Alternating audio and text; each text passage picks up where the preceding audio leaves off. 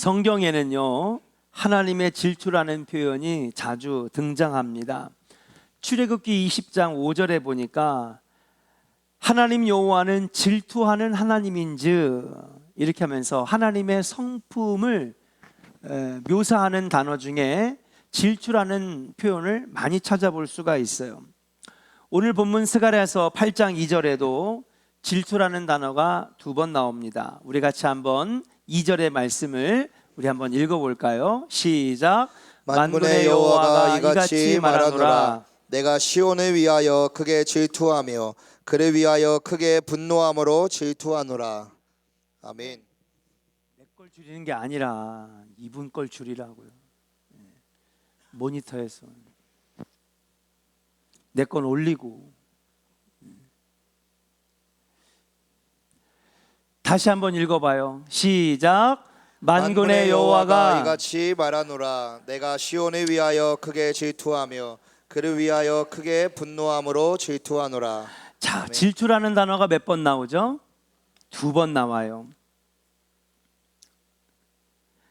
만군의 여호와가 이같이 말하노라. 내가 시온을 위하여 크게 질투하며 크게 분노함으로 질투하노라.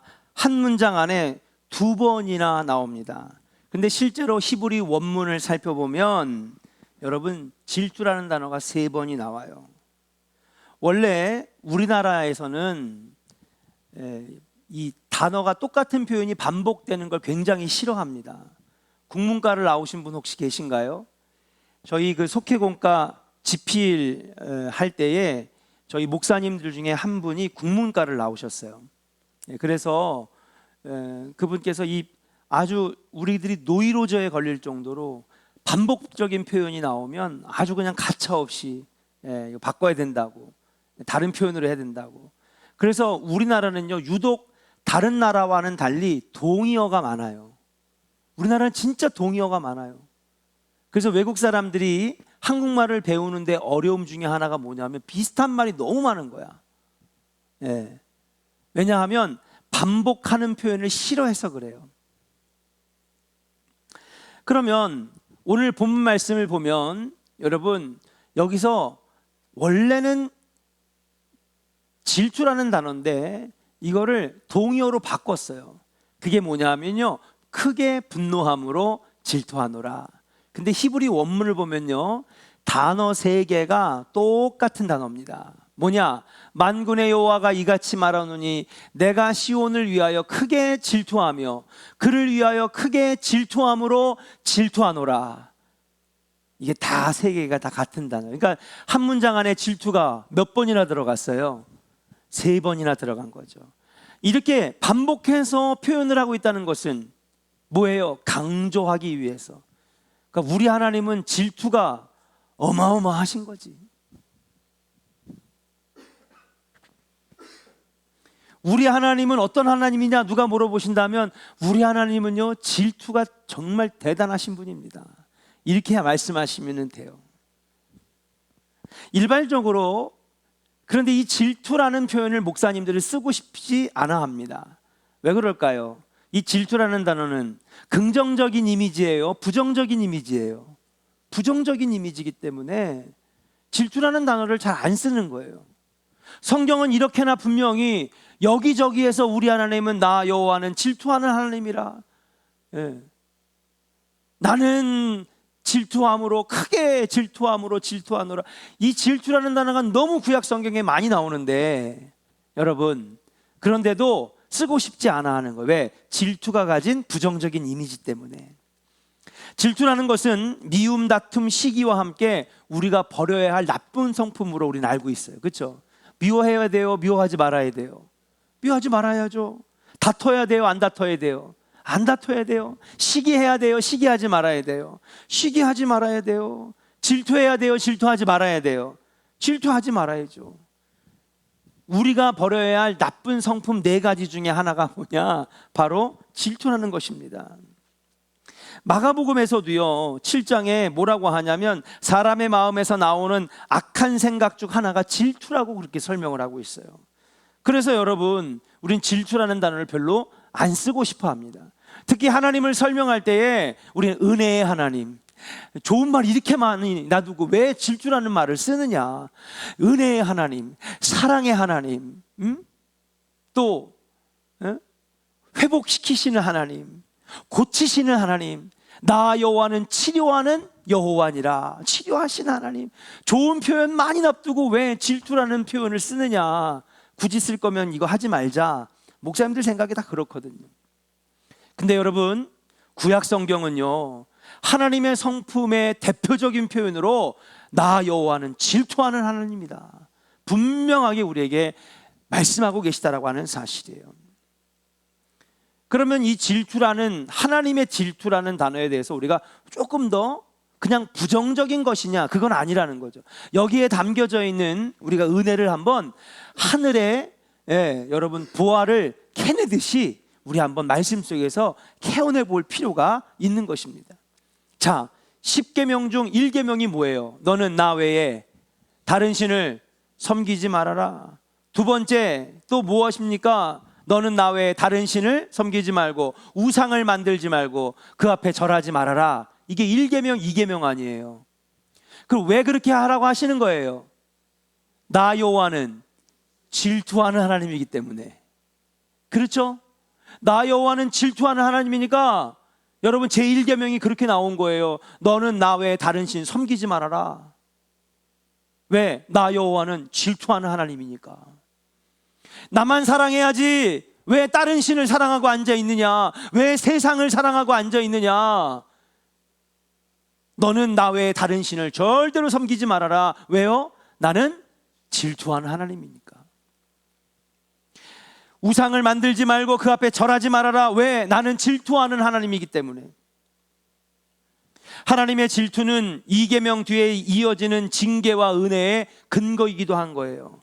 자, 그래서 너희들은 나 여호와는 질투하는 하나님이기 때문에 하나님을 미워하는 사람에게는 그 죄를 3대에서 4대까지 갚으시겠다고 말씀하시는 거예요. 근데 반대로 질투하시는 하나님이기 때문에 하나님을 사랑하고 내 계명을 지키는 자에게는 몇 대까지 은혜를 베푸신다고요? 1000대까지 은혜를 베푸시리라. 그러니까 여기서 이 하나님의 질투에 대해서 우리가 분명하게 알아야 되는 것은 뭐냐 하면, 하나님을 거역할 때 징계받는 이유도 하나님의 질투 때문이고, 반대로 우리가 1000대까지 은혜를 받고 하나님의 복을 누리는 것도 무엇 때문에? 하나님의 질투하심 때문에 우리가 복을 받게 된다라고 하는 사실이에요. 그러니까 하나님의 질투는요, 무조건 부정적인 이미지만 갖고 있는 게 아니에요. 하나님의 질투 때문에 하나님을 사랑하지 아니하고 하나님의 계명을 지키지 아니하고 하나님 뜻대로 살지 않을 때는 징계를 받는 근거이기도 하지만, 반대로 그 하나님의 어마어마한 질투심 때문에 반대로 우리가 하나님을 너무 사랑하고 하나님의 계명을 지키고 하나님 뜻대로 살아가면, 여러분 그 하나님의 어마어마한 질투 때문에 우리가 뭐예요? 복을 받게 된다라고 하는 사실, 축복의 근거가 되는 것인 줄로 믿습니다. 하나님의 질투가 극단적으로 나타났던 사건이 있어요. 민수기서 25장에 바알부올이라고 하는 사건입니다. 이 사건이 어떤 거냐? 이 모압의 왕이 발람이라고 하는 선지자를 데려다가 어마어마한 돈을 주면서 지금 파죽지세로 수많은 민족과 열방들을 깨부시고 지금 가나안 땅으로 올라오는 이스라엘을 막을 재간이 없는 거예요.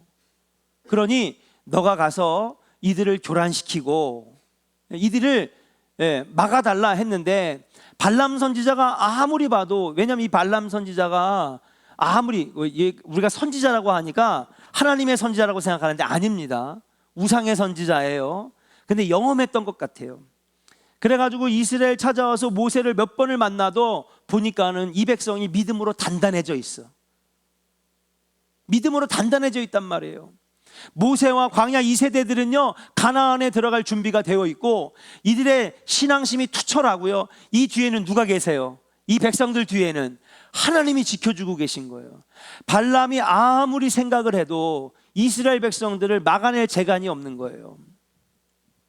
모압에 돌아와 가지고 발락 왕에게 얘기를 합니다. 왕이시여, 도저히 이들을 막아낼 방법이 없습니다.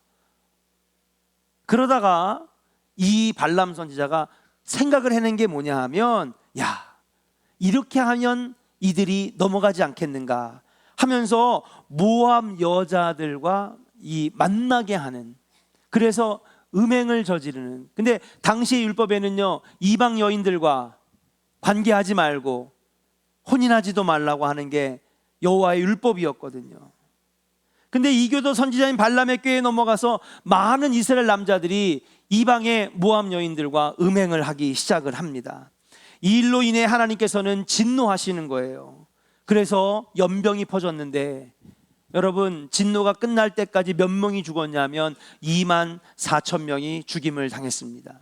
이처럼 이스라엘 백성들이 믿음으로 잘 견고하게 40년 광야 생활을 마치고 가나안 땅에 들어가기 직전인데 연병으로 이렇게 죽게 된, 징계를 받게 된 이유가 뭐냐? 그것도 하나님의 질투하심 때문에 그랬다는 사실이에요. 근데 이 징계를 멈추게 한 사람이 있었습니다. 그 사람이 누구냐 하면요, 아론의 손자 엘르아살의 아들 비느하스예요. 들어보셨을 거예요. 음행에 대해서 하나님의 징계가 선포되었습니다. 너희들이 이렇게 연병에 걸려서 죽는 것이고, 지금 수많은 사람들이 아직 죽진 않았지만 배를 붙잡고 막 고통당하고 있는데, 그런데 너희들이 이렇게 징계를 받는 이유는 너희들이 이방 여인들과 음행을 저지르기 때문에 그런 거라고 모세가 지금 선포하고 있는데, 근데도 있잖아요, 여러분. 이스라엘 지도자 중 한 사람인 시므리가 미디안 여자를 데리고 자기 막사에 데리고 들어가는 거예요. 여러분, 왜 데리고 들어갔겠어요? 그 안에서 이방 여인과, 그쵸, 성관계를 맺으려고 들어가는 겁니다. 이에 분노한 비느하스가 그 둘을 따라가서 창으로 그 두 사람의 배를 한 번에 배를 찔러가지고 죽입니다. 여러분, 얼마나 잔인해요. 머릿속으로 상상하지 마세요. 예? 긴 창을 들고, 여러분, 그냥 남녀가 이렇게 성관계할 때 이렇게 엉켜져 있잖아요. 엉켜져 있는데 거기다가 그냥 창으로 찔른 거예요, 배를. 그 남자와 여자의 배가 그냥 같이 찔려가지고요, 창으로 들고 이 두 시신을 끌고 나오는데 피가 뚝뚝 떨어지고, 이걸 이스라엘 백성들이 다 봤단 말이에요. 이거 무슨 공포 영화도 아니고, 그렇잖아요. 호러 영화도 아니고, 끔찍한 시체들이 피를 뚝뚝 흘리면서 내려오는데, 여러분, 이때 하나님께서 비느하스가 한 일에 대해 모세에게 이렇게 말씀하셨어요. 자, 민수기 25장 7절부터 11절을 같이 한번 읽어보겠습니다. 같이 읽어요. 시작. 제사장 아론의 손자 엘르아살의 아들 비느하스가 보고 회중 가운데서 일어나 손에 창을 들고 그 이스라엘 남자를 따라 그의 막사에 들어가 이스라엘 남자와 그 여인의 배를 꿰뚫어서 두 사람을 죽이니 연병이 이스라엘 자손에게서 그쳤더라. 그 연병으로 죽은 자가 2만 4천 명이었더라. 여호와께서 모세에게 말씀하여 이르시되 제사장 아론의 손자 엘르아살의 아들 비느하스가 내 질투심으로 질투하여 이스라엘 자손 중에서 내 노를 돌이켜서 내 질투심으로 그들을 소멸하지 않게 하였도다. 아멘. 11절에 보니까요, 비느하스가 내 질투심으로 질투하여. 그러니까 비느하스가 한 행동은요, 하나님 아버지의 질투하심을 잘 깨달아서 똑같은 질투하는 마음으로 이 일을 벌였다는 거예요. 비느하스가 한 행동은 그냥 사람을 죽인 행동이 아니라, 내가 이스라엘 백성들을 향한 그 질투하심을 이 비느하스가 정확하게 알고 같은 질투함으로 그들을 배를 뚫어서 죽였다라고 하는 거예요. 그래서 이스라엘 중에서 나의 분노를 돌이켜서 내 질투심으로 그들을 소멸하지 않게 하였도다. 하나님께서는요, 비느하스가 하신 일을 칭찬했는 줄로 믿습니다. 왜요? 비느하스가 나의 질투함을 누구보다도 가장 잘 알았기 때문에 그렇다는 거예요.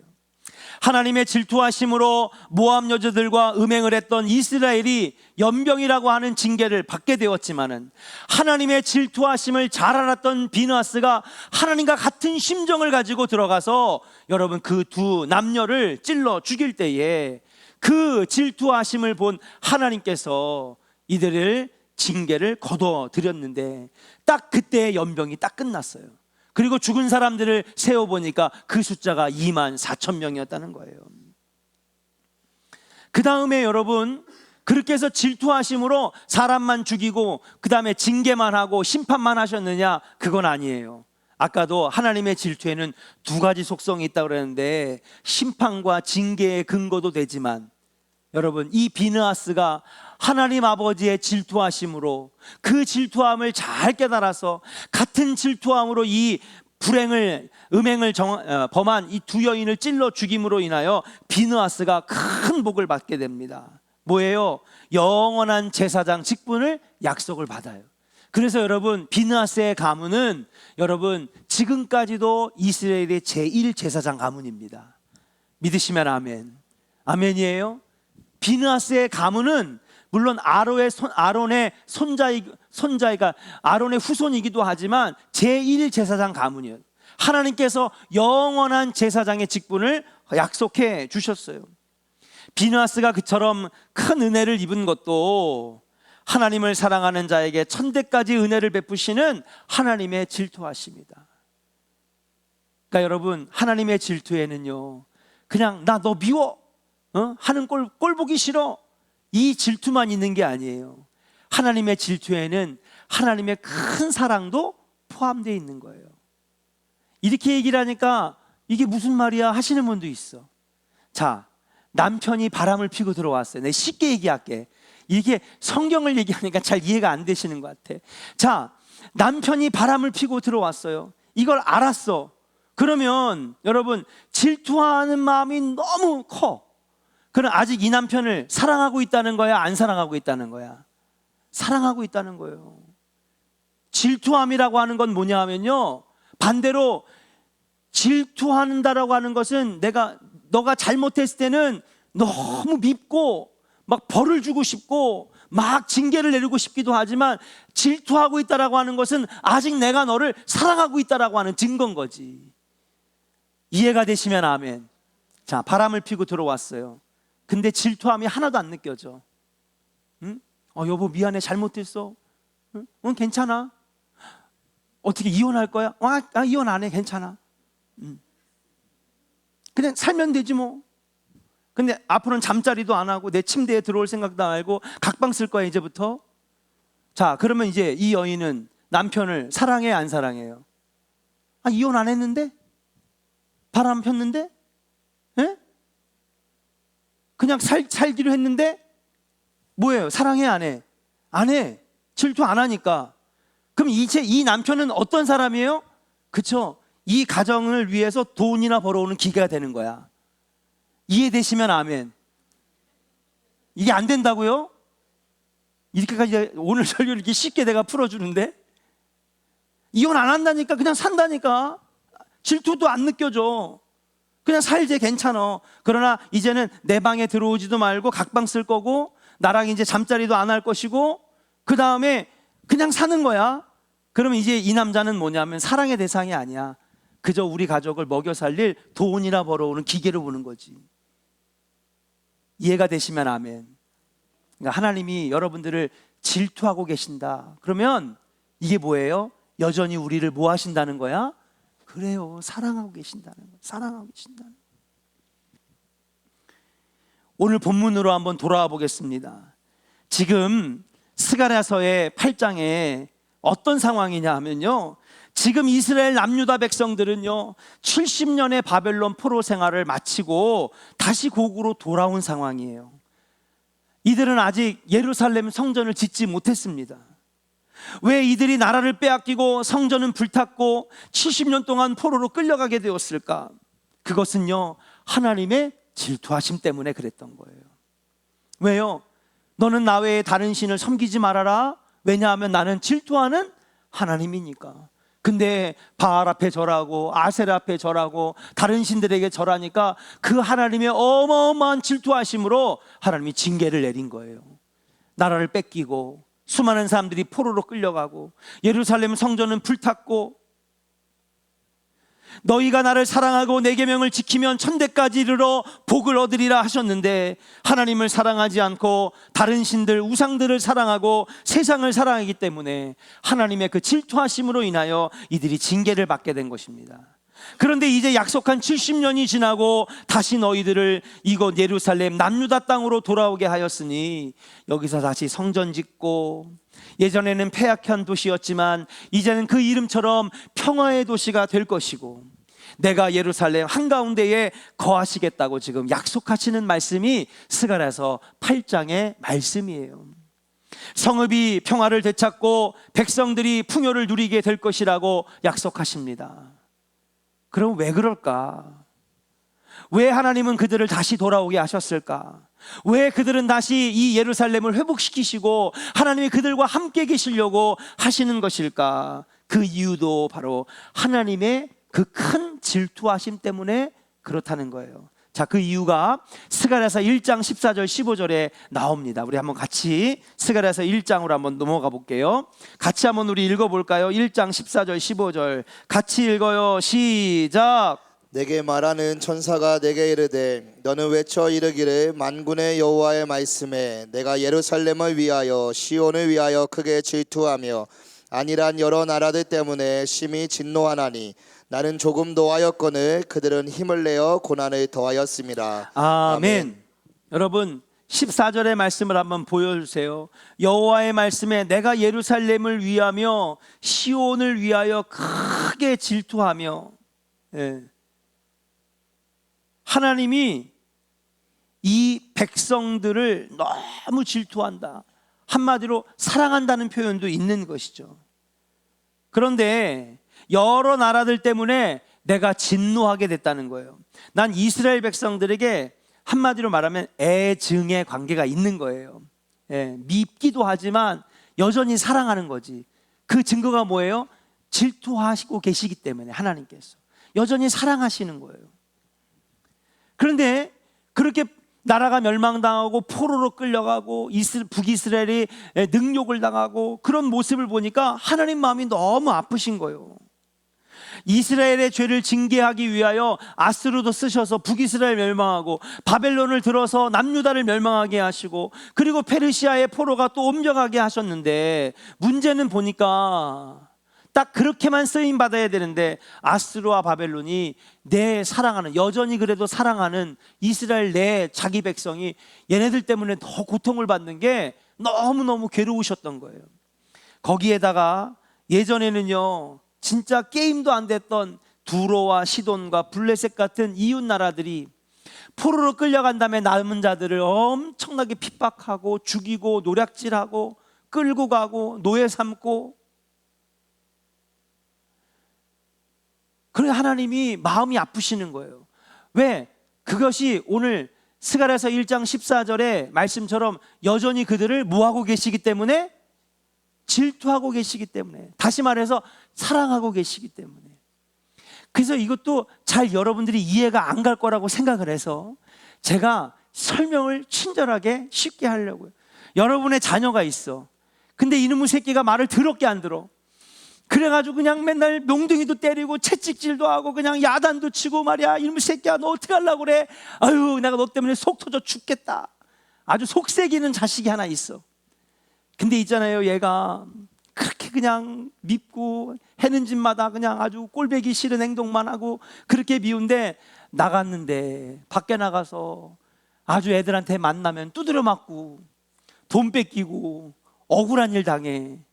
그럼 집에서는 그렇게 아주 그냥 꼴도 보기 싫은 아들이 밖에서 어디 나가서 얻어 터지고 다니고 돈 뺏기고 다니고 발길질 채이고 다니고, 그러면 가슴이 아파요 안 아파요? 안 아파요 여러분들은? 아프잖아. 이게 그 하나님의 질투하심이라고요.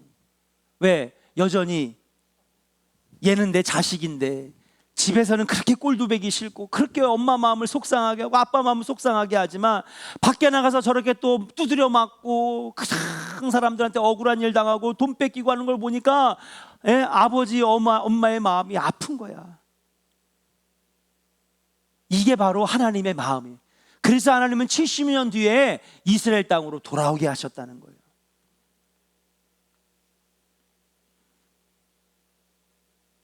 하나님은 다른 이방 나라에 고통받는 이스라엘 백성들을 불쌍히 여기셔서 그들을 다시 예루살렘으로 돌아오게 하셨다라고 하는 것. 이게 바로 스가랴서 1장에 나오는 하나님의 마음이라고 하는 거예요. 그들이 돌아오게 된 일은요, 여러분, 이스라엘 백성들이 잘해서 돌아온 게 아니에요. 우린 착각하면 안 돼요. 하나님이 70년 뒤에 약속대로 이스라엘 백성들 돌아오게 하셨는데, 돌아오게 하신 이유가 그들이 잘해서 돌아오게 하신 게 아니라는 거예요. 그들이 너무 불쌍해서 여전히 이스라엘 백성, 자기 백성을 사랑하시기 때문에, 질투하는 마음이 여전히 남아있기 때문에, 아이고 꼴드배기 싫고 그냥 집에서는 속색이고 말도 더럽게도 안 듣는 자식이지만은 밖에 나가서 저렇게 고통받는 걸 보니까 여전히 사랑하는 마음이 남아져 있는 아버지의 마음에, 그 안타까운 마음에 그들을 70년 뒤에 돌아오게 하셨다는 거예요. 그러니까 여러분, 하나님의 질투하심은 무조건 나쁜 거예요? 아니요. 하나님의 질투하심은 또 다른 말로 은혜인 줄로 믿습니다. 아멘. 저는 오늘 왜 이 말씀을 드리느냐, 하나님의 질투하심이 저와 여러분 가정에 항상 있기를 주의 이름으로 축복합니다. 우리는 질투한다면요, 부정적인 거로만 생각해. 왜 질투를 해? 근데 여러분, 진짜 무서운 게 뭔지 아세요? 아까 제가 여러분 짧게 설명했던 것처럼 하나님이 관심을 끊으시면 그건 진짜 무서운 일인 거예요. 아까 얘기했잖아요. 그래, 괜찮아, 바람 펴, 괜찮아, 이혼 안 해, 이혼 안 할 건데 괜찮아, 그냥 살아. 근데 그 다음부터 뭐예요? 질투함도 없고 애정도 없으니 뭐예요? 그 다음부터 무관심이잖아. 술을 먹든 말든, 취해서 돌아오든 말든, 2명 3명하고 바람을 피든 말든 관심이 없는 거예요. 사랑이 끊겼다는 거지. 진짜 무서운 건요, 하나님의 관심이 끊긴 게 그게 저 큰 재앙이고 진노인 줄로 믿습니다. 사랑하는 조언의 성도 여러분, 여러분들의 삶에 저와 우리 조원교회를 향한 하나님의 질투하심이 있기를 주의 이름으로 간절히 축원합니다. 하나님의 질투하심은 범죄한 사람들에게는 징계와 심판의 근거이기도 하지만은, 반대로 우리가 하나님의 말씀대로 살면 그게 천대까지 이르러 은혜를 받는 축복의 근거가 되고, 은혜의 근거가 되고, 복의 근거가 된다라고 하는 사실이에요. 질투하신다는 것은 여전히 나를 사랑하신다는 거지. 저는 오늘 말씀을 준비하면서 하나님 나를 버리지 마시고, 나를 향한 관심을 끊지 마시고, 여전히 나를 향한 그 질투하심이 나를 향해 있기를 간절히 원합니다. 말씀을 준비하면서 기도하게 되었습니다. 그렇습니다. 우리는 모두 하나님의 질투의 대상이 되어야 합니다. 하나님의 질투의 대상이 되면 우리가 믿음으로 살고 계명으로 살고 말씀으로 살면 천대까지 이르러 복을 누리게 되는 은혜의 자녀가 된다라고 하는 사실이에요. 질투하신 하나님께서 자기 백성 이스라엘을 불쌍히 여기실 때에 여러분 놀라운 은혜를 경험하게 된다는 사실이에요. 시간이 많이 지났기 때문에, 그러면 여전히 하나님이 질투하시면, 또 이스라엘 백성들을 여전히 질투하셨기 때문에 이스라엘 백성들이 어떤 복을 받는지 오늘 본문을 짧게 살펴보면서 은혜를 나누고자 합니다. 첫 번째 한번 따라 합시다. 하나님께서 그들 가운데로 돌아오십니다. 누가 돌아오신다고요? 하나님이 내게로 돌아오신다는 거예요. 자, 말씀을 한번 읽어보겠습니다. 1장 16절이에요 여러분, 스가랴서 1장 16절, 아까 읽었던 그 장에서 하나만 더 옆으로 갑니다. 16절입니다. 시작. 그러므로 여호와가 이처럼 말하노라. 내가 불쌍히 여김으로 예루살렘에 돌아왔은즉 내 집이 그 가운데에 건축되리니 예루살렘 위에 먹줄을 쳐지리라. 만군의 여호와의 말이니라. 아멘. 16절에 보니까 내가 뭐함으로? 불쌍히 여김으로. 질투함이 남아있다는 건, 내가 너를 향한 질투하는 마음이 남아있다는 건, 내가 너를 밉기도 하고 잘못했을 때는 막 벌을 주고 싶기도 한 그런 분노의 마음도 일지만은, 한편으로는 여전히 내가 너를 사랑하기 때문에 저렇게 고통받고 포로로 끌려가고 매맞고 능욕을 당하는 너희들을 보면서 불쌍히 여기는 마음으로 내가 너희들을 예루살렘으로 돌아오게 했고, 내가 너희 안에 거할 것이다 말씀하시는 거예요. 8장 3절로 가겠습니다. 우리 본문으로 다시 한번 넘어갈게요. 8장 3절을 같이 한번 읽어볼게요. 같이 읽겠습니다. 시작. 여호와가 이같이 말하노라. 내가 시온에 돌아와 예루살렘 가운데 거하리니 예루살렘은 진리의 성읍이라 일컫겠고 만군의 여호와의 산은 성산이라 일컫게 되리라. 아멘. 여호와가 이같이 말하노라. 내가 시온에서 돌아와 예루살렘에 거하리니, 가운데 거하리니. 하나님이 여전히 우리를 사랑하고 계시면요, 떠나셨던 하나님이 다시 우리에게 돌아오시는 줄로 믿습니다. 여러분, 하나님은요, 우리가 하나님을 포기한 거지. 여러분의 가족과 아직 교회에 안 나오시는 자녀들, 교회에 나왔다가 여러분 교회에 안 나오고 있는 자녀들, 가족들 있잖아요. 내 친구들 있잖아요. 그들이 하나님을 버렸을지언정 하나님은 여전히 그들을 버리시지 않았단 말이에요. 네. 하나님이 다시 그들에게 돌아오신다는 거예요. 하나님의 질투하심이 남아있다면, 여전히 그들을 사랑하신다면 하나님이 다시 그들 가운데로 돌아오신다라고 하는 사실이에요. 하나님의 사랑하심이, 하나님의 질투하심이 저와 여러분 안에 여전히 남아있기를 주의 이름으로 간절히 축원합니다. 그러나 하나님이 관심을 딱 끊는 날에는 주님께서 뭐라고 말씀하시느냐? 내가 너를 도무지 알지 못하느니라. 내가 마지막 때에 슬피 울며 이를 갈미 있으리라. 우리를 모르신다는 거예요. 나 너 몰라. 그러나 여전히 우리를 사랑하시고 질투하시면 하나님 우리를 포기하지 아니하시고 우리에게로 돌아오신다라고 하는 사실이에요. 여러분, 이 하나님의 돌아오시는 은혜가 여러분 가정에 있기를 주의 이름으로 간절히 축원합니다. 두 번째로, 하나님의 질투하심이 여전히 우리 안에 있다면 여러분 어떤 은혜를 누리느냐? 따라합시다. 우리가 평화를 누리게 됩니다. 우리 4절 5절을 같이 한번 읽어볼게요. 4절 5절 읽어요. 시작. 만군의 여호와가 이같이 말하노라. 예루살렘 길거리에 늙은 남자들과 늙은 여자들이 다시 앉을 것이라. 다 나이가 많음으로 저마다 손에 지팡이를 잡을 것이요 그 성읍거리에 소년과 소녀들이 가득하여 거기에서 뛰놀리라. 아멘. 아멘. 무슨 말입니까 여러분? 이게 바로 평화로운 예루살렘 도시의 거리들을 여러분 상상케 하는 그런 말씀이에요. 여기는요, 그냥 여러분 이스라엘 역사, 특별히 성경이 읽어진 애를 공부하셨던 분들은 예루살렘이 멸망해가는, 남유다가 멸망해가는 과정들을 여러분 계속 보셨을 거예요. 시드기야 왕, 그렇죠? 예, 계속해서 패역한 일을 저지르면서 믿음을 회복하지 못하니까 나중에 멸망되는 과정을 배웠습니다. 늘 침략당했고 왕이 시해되고 나라가 혼란과 불구덩이에 휩싸였었어요. 근데 오늘 보니까 노인들이 평화롭게 앉아있고, 그죠? 거리에 아이들이 뛰어놀고, 이게 뭐예요? 평화를 되찾았다라고 하는 것이죠. 자, 그럼 말씀을 한번 가보겠습니다. 그전에는 어땠는지 한번 볼게요. 10절 한번 읽어볼게요. 같이 한번 읽어보겠습니다. 시작. 이날 전에는 사람도 삭슬 얻지 못하였고 짐승도 삭슬 받지 못하였으며 사람이 원수로 말미암아 평안히 출입하지 못하였으나 내가 모든 사람을 서로 풀어주게 하였느니라. 아멘. 그전에는요 여러분, 사람도 삭슬 얻지 못하고 짐승도 삭슬 얻지 못하고 평안히 출입할 수도 없는 말 그대로 전쟁과 패역과 혼란의 도시가 예루살렘 남유다 땅이었다라고 하는 사실이에요.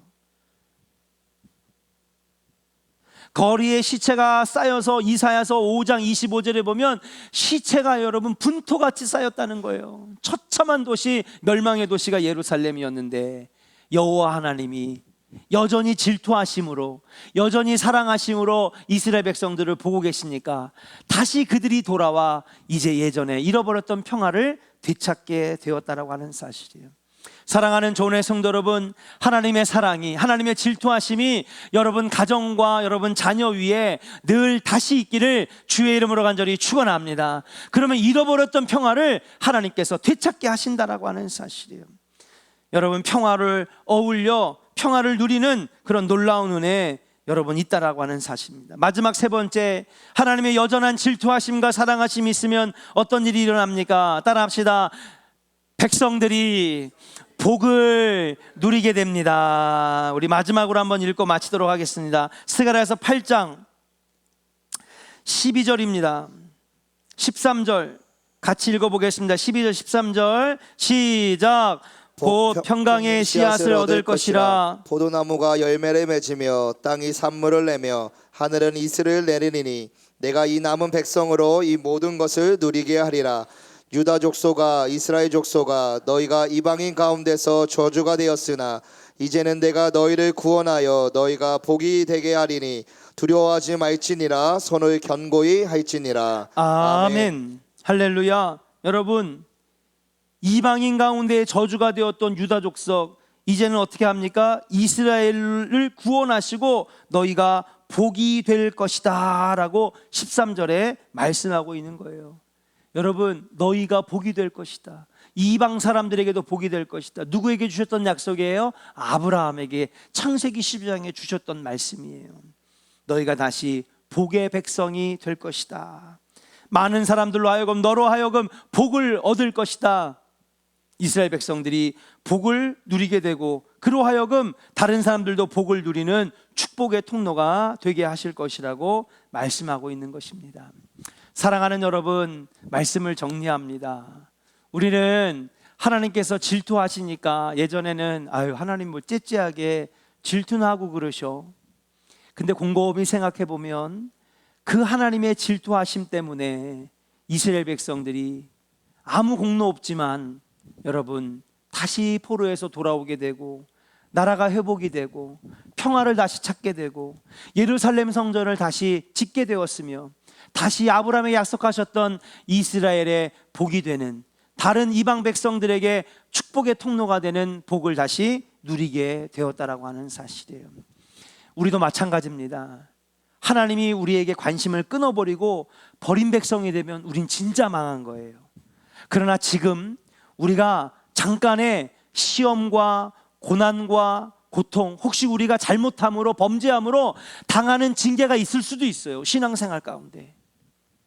그래도 하나님이 여전히 우리를 사랑하시는 그 질투하심이 있으면 우리는 여러분 끝난 게 아닙니다.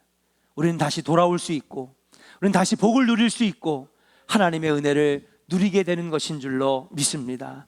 오늘 같이 기도할 때 하나님의 그 질투하심이 우리에게 여전히 끊어지지 않기를 원합니다. 하나님이 우리를 버리시고 무관심으로 여러분 나가시면은 우린 진짜 그때야말로 끝난 인생이라고 하는 사실이에요. 이스라엘 백성들을 여전히 질투하셨던 하나님의 그 질투하심이 나에게도 있기를 원합니다. 우리 같이 함께 아바 아버지 찬양하면서 우리 가정을 향한 또 나를 향한 그 하나님의 사랑 끊어지지 않게 해달라고, 그 질투하심이 끊어지지 않게 해달라고 같이 함께 통성으로 기도하겠습니다.